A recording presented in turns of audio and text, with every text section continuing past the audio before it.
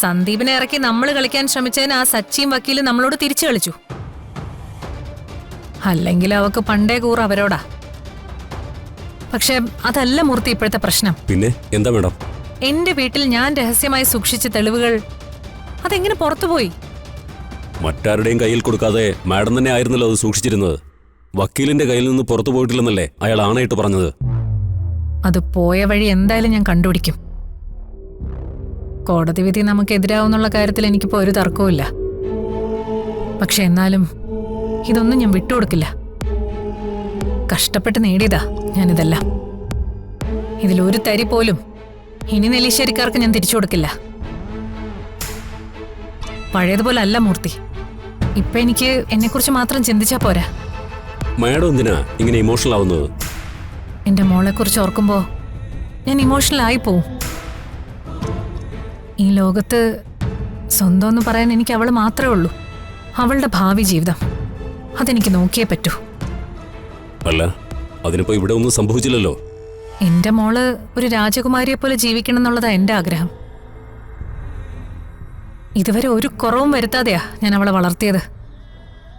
ഇനിയും അതങ്ങനെ തന്നെ ആയിരിക്കും.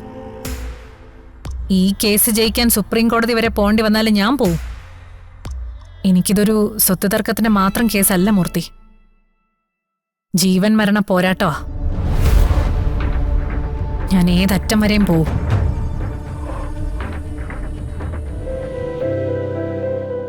എന്റെ മനസ്സിൽ സച്ചിക്കുള്ള സ്ഥാനം എന്താണെന്ന് ഒന്ന് ഊഹിച്ച് പറയാൻ പറ്റുമോ?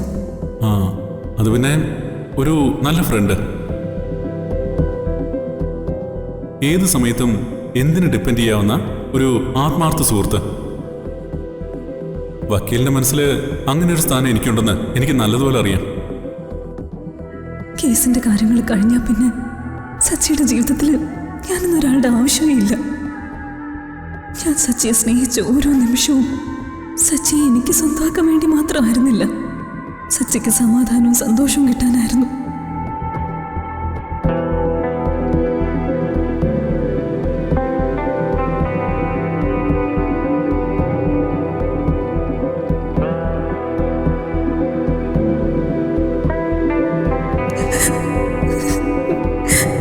കേസ് ജയിച്ച് സച്ചിക്കും കുടുംബത്തിനും എല്ലാം തിരിച്ചു കിട്ടട്ടെ. അതോടൊപ്പം അർച്ചനയുടെ ഓർമ്മകളും തിരിച്ചു കിട്ടട്ടെ. ഞാനിപ്പോഴും അർച്ചനയുടെ ഭർത്താവാ, അവളുടെ കുഞ്ഞിന്റെ അച്ഛനാ. ഈ ലോകത്ത് എനിക്ക് അവർ കഴിഞ്ഞിട്ടേ ഉള്ളൂ മറ്റെന്തും. സച്ചി അർച്ചന ഒന്ന് ചേർന്ന് അവരുടെ ജീവിതം സന്തോഷഭരിതമാവട്ടെ.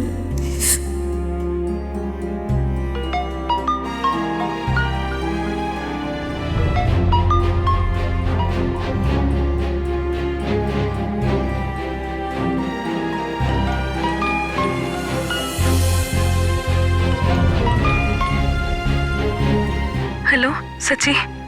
സച്ചി എന്താ വിളിച്ചത്? സോറി വക്കീലെ. സച്ചി എന്തിനാ സോറി പറയുന്നത്?